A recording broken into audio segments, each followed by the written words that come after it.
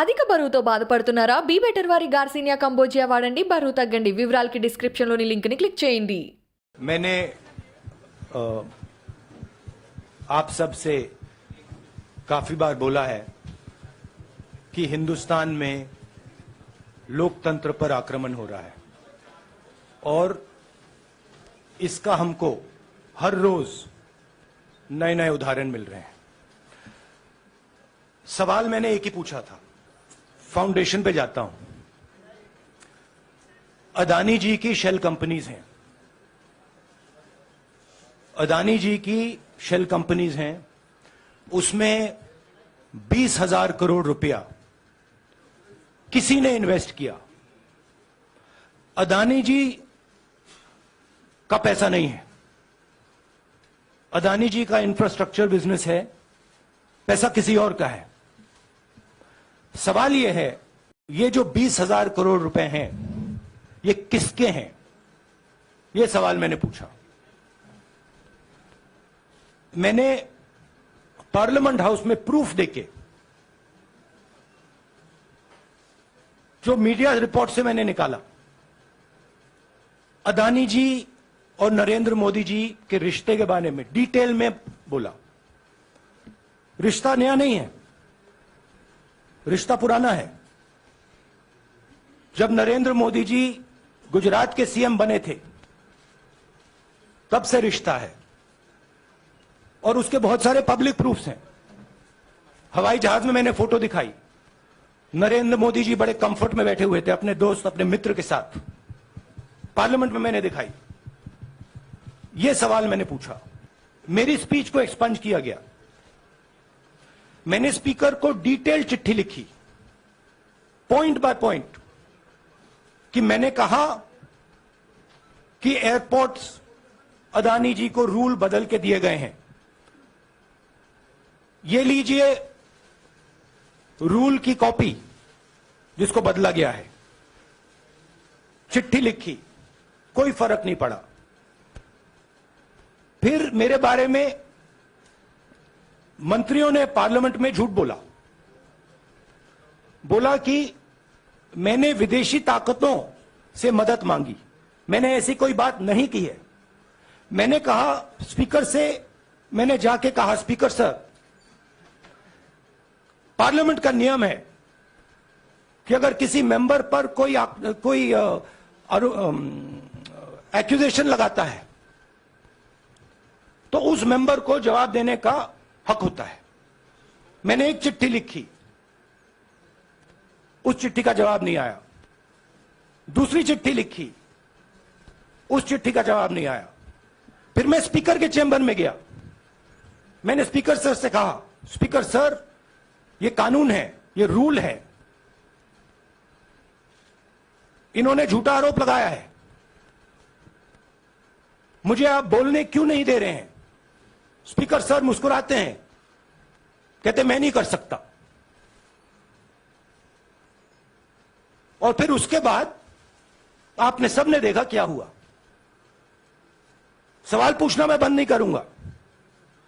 नरेंद्र मोदी जी का अदानी के साथ क्या रिश्ता है और 20,000 करोड़ रुपए किसके हैं, मैं पूछता जाऊंगा. मुझे कोई डर नहीं लगता इन लोगों से. और अगर ये सोचें कि मुझे डिस्क्वालीफाई करके, धमका के, जेल में डाल के मुझे बंद कर सकते, नहीं, मेरी वो हिस्ट्री नहीं है. मैं हिंदुस्तान के लोकतंत्र के लिए लड़ रहा हूं और मैं हिंदुस्तान के लोकतंत्र के लिए लड़ता रहूंगा. किसी चीज से नहीं डरता हूं. यह सच्चाई है. अब आप सवाल पूछिए. एक एक करके प्लीज. हाँ मोहित. I'll say it in English also. Sorry. I'll say it in English also. The question begins few weeks back in Parliament, where I asked the Prime Minister a very specific set of questions. Question number 1, 20,000 crore rupees or $3 billion are in shell companies owned by Mr. Adani. Mr. Adani could not have generated this money He's an infrastructure business. Where did this money come from? Whose money is it? That was the first question. Whose shell companies are there? These companies are working in the defense field. Why does nobody know whose money this is? There is a Chinese national involved in this. Why is nobody asking the question, who is this Chinese national? That was the first question. Second question was, set of questions with proof. Were, what is the Prime Minister's relationship with Mr. Adani? I showed a picture of the Prime Minister and Mr. Adani's plane relaxing. I gave documentation about the defense industry, about the airports, about statements made in Sri Lanka, about statements made in Bangladesh, pictures of Mr. Narendra Modi sitting with the State Bank chairman in Australia. And I put this proof on the table. Immediately after that, the BJP started its work. My speech was expunged. I wrote a letter to the Speaker with a detailed explanation on the defense industry, on the airports, with press clippings, supporting documents, legal documents, and said, this is the supporting foundation of my speech. I have not made this speech, I have not invented this. This is detailed research, here it is. Nothing happened. Nothing was revoked. My speech today is not part of the record of Parliament. The same, by the way, was done with Mr. Kharge. After that, BJP ministers lied about me in Parliament. They made the statement to distract from the Adani issue. The whole game, disqualification, and all these statements are to distract from the central question, whose money is it? 20,000 crores, whose is it? Kiska hai ye? That's the main question. The whole thing is to distract. So, they said that I've asked foreign forces to help India. Most ridiculous statement. I have never made such a statement. You can look at all the conversations I had in the United Kingdom. Not one such statement was made. In fact, I said this is India's problem. India has to resolve this problem, right? A minister lies on the floor of the House. I wrote to the Speaker and I said, Speaker, sir, it is my right as a member of Parliament, when somebody makes an accusation, to state my position. Please let me state my position. The first letter is not answered. I then write a second letter with more details, saying the names and what was said. Still no answer. I then go to the Speaker's chamber and I say, Speaker, sir, what is going on? We live in a democracy. You are the defender of that democracy. Why are you not letting me make my statement? The Speaker smiles and says, I cannot do that. Come and have a cup of tea with me. Right? So this is the whole drama that is being orchestrated to defend the Prime Minister from the simple question, whose 20,000 crore rupees, whose $3 billion went to Mr. Adani shell companies?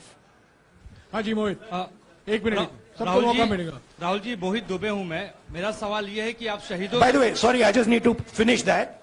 I left out a part. Look, I'm here defending the democratic voice of the Indian people. I will continue to do that. I'm not scared of these threats, of these disqualifications, of these allegations, of these prison sentences. I don't care. I'm not scared of them. Okay? These people don't understand me yet. I am not scared of them. They are used to everybody being scared of them. I am not scared of them.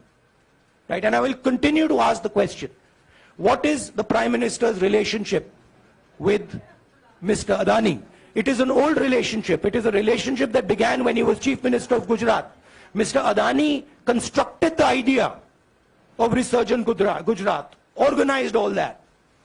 This is a partnership. It's a close partnership. I'm going to keep asking that question. Rahul ji मैं मोहित दुबे हूं मेरा सवाल यह है कि आप शहीदों के परिवार से आते हैं आपकी दादी भी डिस्क्वालीफाई हुई जनता के बीच गई आप सत्ता में वापस आए। आज के दौर में राहुल गांधी भी डिस्क्वालीफाई हो गए हैं क्योंकि तमाम आपने इश्यूज को उठाया, चीन के इश्यूज को उठाया। क्या राहुल गांधी भी जनता के बीच में जाएंगे और वही वापसी फिर से करेंगे? राहुल गांधी भारत जोड़ो यात्रा में 4.5 महीने जनता के बीच में रहेंगे और वो मेरा काम है, वो मैं करता जाऊंगा। हाँ जी अनवर। आज के हिंदुस्तान में जो पहले राजनीतिक पार्टियों को सपोर्ट मिलती थी, मीडिया से मिलती थी, बाकी इंस्टीट्यूशन से मिलती थी, वो नहीं मिलती है। तो ऑपोजिशन की पार्टीज को एक ही रास्ता है, जनता के बीच में जाने का। हाँ जी अनवर। सर, भारतीय जनता पार्टी ने आप पर ओबीसी समुदाय के अपमान का आरोप लगाया है, इस पर आप क्या जवाब देना चाहेंगे भारतीय जनता पार्टी को? मैं पिछले भारत जोड़ो यात्रा में आप मेरी कोई भी स्पीच देख लीजिए, मैं वहां कह रहा हूं सब समाज एक हैं, सबको एक साथ चलना चाहिए, भाईचारा होना चाहिए, नफरत नहीं होनी चाहिए, हिंसा नहीं होनी चाहिए। तो मेरी पोजीशन बिल्कुल क्लियर है। ये ओबीसी का मामला नहीं है, ये नरेंद्र मोदी जी और अदानी जी के रिश्ते का मामला है। 20,000 करोड़ रुपए जो अदानी जी को पता नहीं कहां से मिले, उसके बारे में मैं सवाल पूछ रहा हूं और उसका जवाब चाहिए। बीजेपी ध्यान को भड़काने की कोशिश करती है, कभी ओबीसी की बात करेगी, कभी विदेश की बात करेगी, कभी कुछ और बात करेगी, कभी डिस्क्वालिफिकेशन की बात करेगी, मगर सवाल यही है 20,000 करोड़ रुपए, $3 बिलियन किसका था? संजय मिश्रा। और वो अदानी का पैसा नहीं हो सकता। संजय मिश्रा।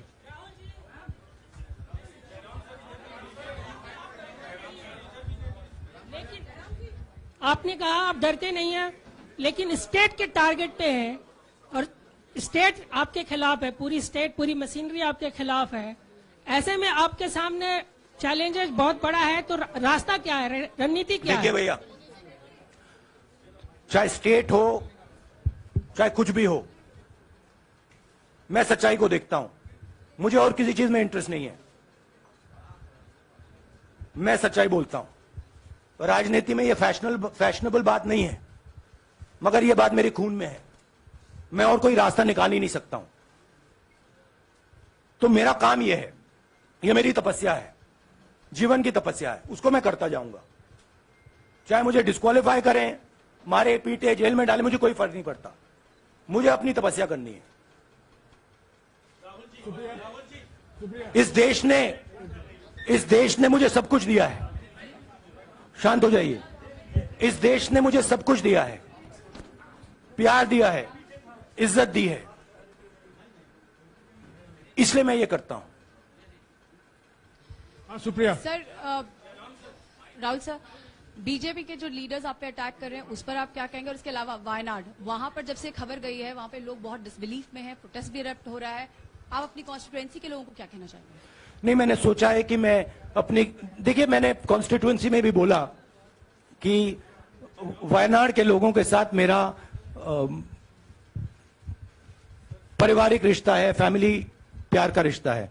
तो मैंने सोचा कि मैं वायनाड के लोगों के लिए अपनी एक चिट्ठी लिखूं उनके लिए कि मेरे दिल में उनके लिए क्या है, तो वो तो मैं रिजॉल्व कर दूंगा।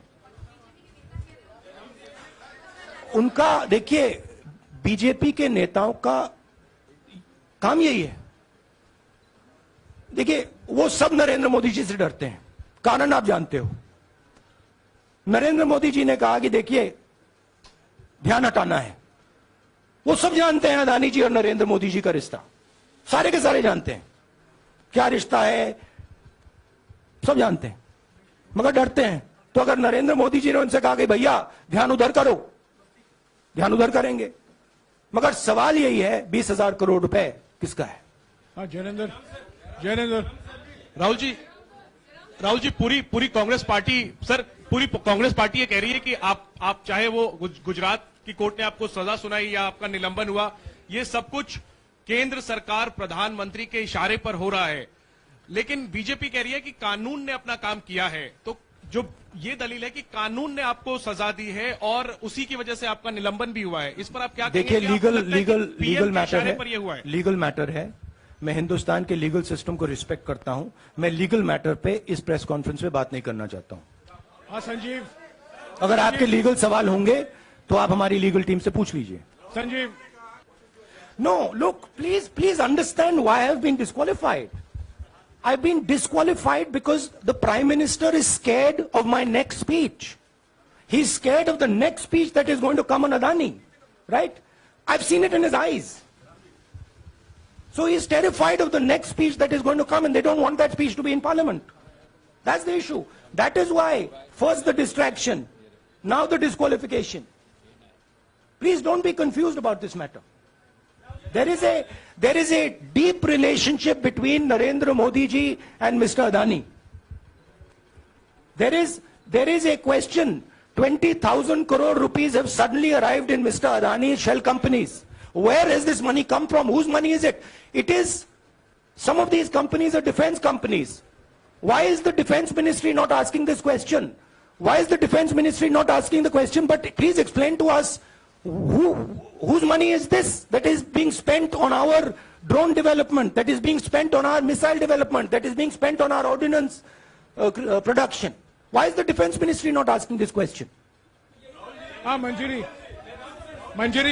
प्लीज, एक मिनट मंजरी। की रद्द हुई तो उसके बाद बहुत सारे ऐसे विपक्षी दल जो अभी तक कांग्रेस से दूरी बना के चलते थे वो भी आपके समर्थन में आए।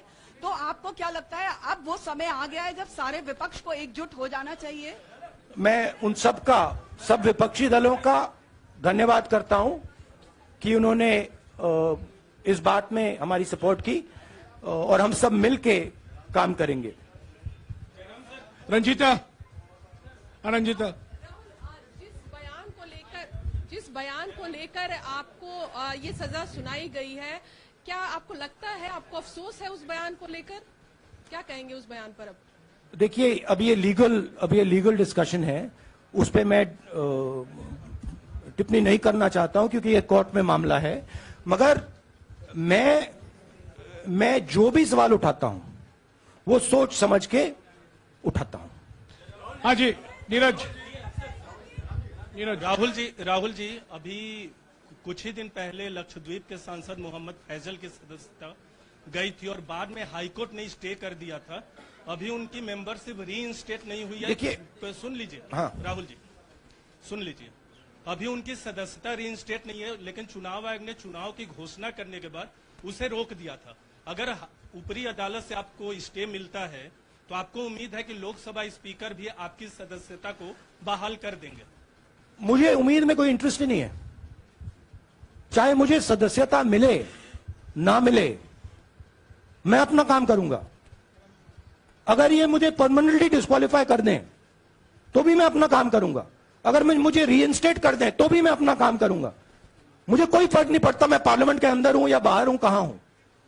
मैंने आपसे कहा मुझे अपनी तपस्या करनी है, मैं उसको करके दिखाऊंगा। आपके लिए नहीं, अपने लिए। रवि, एक मिनट रमन, हाँ। एक मिनट रमन।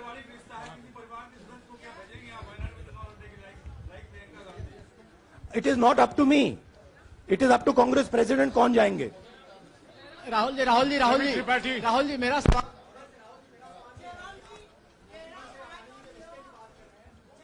आपके यहाँ बैठे हैं। हाँ। दोनों मुख्यमंत्रियों का भी अडानी जी से रिश्ता है, उनके साथ लेन देन का मामला, उसका कहा धंधे का मामला है। लेकिन क्या धंधे का मामला, क्या बात कर रहे हैं? ये धंधा रोकेंगे ये लोग? जिनके पास जो भी स्टेट का उनके साथ नाता है, जो भी बिजनेस चल रहा है, वो बिजनेस रोका जाएगा क्या? देखिए, सिंपल सी बात है, आप डिस्ट्रैक्ट करने की कोशिश मत कीजिए। 20,000 करोड़ रुपए अदानी जी की शेल कंपनीज में कहां से आए? आप इंक्वायरी कीजिए। अगर बात निकली कि हमारे चीफ मिनिस्टर का पैसा है तो इनको जेल में डाल दीजिए। अगर बात निकली तो किसी और का पैसा है तो उसको जेल में डालिए। हाँ Siddharth sir, Rahul sir, please madam, एक मिनट। मैडम आप लोकतंत्र को समझिए। ये जो पैनिक रिएक्शन इन्होंने किया है नरेंद्र मोदी जी ने, इससे सबसे ज्यादा फायदा मिलेगा विपक्ष को। ये इन्होंने हमें हथियार पकड़ा दिया है। ये आप बात समझिए। ये मोदी जी पैनिक में आ गए कि बात निकल जाएगी, ये 20,000 करोड़ रुपए किसके हैं, डर गए, घबरा गए, इन्होंने पूरा सीक्वेंस शुरू कर दिया। ये विपक्ष को सबसे बड़ा इन्होंने हथियार दिया है राहुल जी, क्योंकि जनता के माइंड में अब एक सवाल आ गया है कि जनता जानती है कि अदानी जी भ्रष्ट व्यक्ति है। अब जनता के माइंड में यह सवाल उठा है कि इस भ्रष्ट व्यक्ति को हिंदुस्तान का प्रधानमंत्री क्यों बचा रहा है। यह मतलब अब सब कुछ बीजेपी के लोग, नरेंद्र मोदी जी सब कुछ इस व्यक्ति को बचाने के लिए क्यों कर रहे हैं। दूसरा सवाल, बीजेपी के लोगों ने कहा कि अदानी पर आक्रमण देश पर आक्रमण है। मतलब इनके माइंड में देश अदानी है और अदानी देश है। बात समझिए राहुल जी, मेरा सवाल आपसे ये है कि जब आप ये फैसला सामने आया, आपको मैक्सिमम पनिशमेंट जो है इसमें जो हो सकती है वो आपके लिए मुकर्रर की गई। इस बीच कई लोगों ने ये भी कहा, आपके पार्टी के भी एक सांसद ने कहा कि कम से कम जज को ये देखना चाहिए था कि सामने जो शख्स है वो एक गांधी परिवार से आता है। इस पर आप क्या कहेंगे, और आपको लगता है मैक्सिमम पनिशमेंट जो है आपके केस में, मैक्सिमम पनिशमेंट आपके लिए मुकर्रर की गई, क्या आपको इसके पीछे क्या कहना है आपका? वही मैंने कहा, अगर डिस्ट्रैक्शन करना है, मैक्सिमम पनिशमेंट की तो जरूरत है। मिनिमम पनिशमेंट से बात थोड़ी बनेगी। मैं तो सोच रहा था भैया 5 साल होते, 7 साल होते, 10 साल होते, वो भी मिल जाता। I have only one step, and that step is to fight for the truth in this country and to defend the democratic nature of this country that is under. Please let me finish, Rajdeep, unless you want to answer it for me. You do that also sometimes. Yeah. So my job, as I see it, is to defend the democratic nature of this country. And I will do whatever I have to do to defend the democratic nature of this country. What does that mean? That means defending the institutions of this country. That means defending the voice of the poor people of this country. That means telling the people of this country the truth about people like Mr. Adani, who are basically exploiting the relationship they have with the Prime Minister. Yeah, Pallavi, please 1 second, let's go. Look, see, these are legal matters. It makes me no difference. I told them, it makes me no difference if I'm disqualified, not qualified, whatever. It makes me no difference. Disqualify me for life. Put me inside jail. I will keep going. I will not stop. Mr. Gandhi, Yeah, Mr. Pallavi. Gandhi, 2 things here. One, are you worried or apprehensive about the political relevance of, say, the opposition and the Congress Do I look party worried to you? One. Second, Do I look worried to you? I'm excited. I'm happy that these people have given me the best gift they could give me. And second, Mr. Gandhi, is that BJP's reaction since yesterday is that if you hadn't torn the ordinance then perhaps you wouldn't be facing the law today. Your response to that? My response to that is that when somebody is guilty of something, they want to distract everybody's attention. Right? If you catch a thief, the first thing he says is, I didn't do it. The second thing he says, look there, look there, look there, look there. Right? That's what the BJP is doing. We have caught 20,000 crore rupees entering Mr. Adani's companies. Nobody knows whose money that is. That money cannot be Mr. Adani's money. He does not generate this type of money. So that money has come from someone. All this, OBC, disqualification, anti-national, all this is to distract from the panic that the Prime Minister is feeling. That his relationship with Mr. Adani is going to be exposed. Let me tell you, that relationship is going to be exposed. Nobody is going to stop that. It is going to happen. Because the opposition is going to press this thing until we find the answer. हाँ रवि, सिसोदिया जी को दे दो। राहुल जी, राहुल जी, जो judgement आया उसको लेकर BJP ने उसको किया है कि आपने ओबीसी का अपमान किया। पूरे देश में प्रेस कॉन्फ्रेंस करने की तैयारी कर रहे हैं कि आपने ओबीसी का अपमान किया था। भैया देखिए, पहला आपका अटेम्प्ट वहां से आया, दूसरा आपका अटेम्प्ट यहां से आया, तीसरा आपका अटेम्प्ट यहां से आया। आप इतनी डायरेक्टली बीजेपी के लिए क्यों काम कर रहे हो? थोड़ी डिस्कशन से करो यार, थोड़ा घूम घाम के पूछो।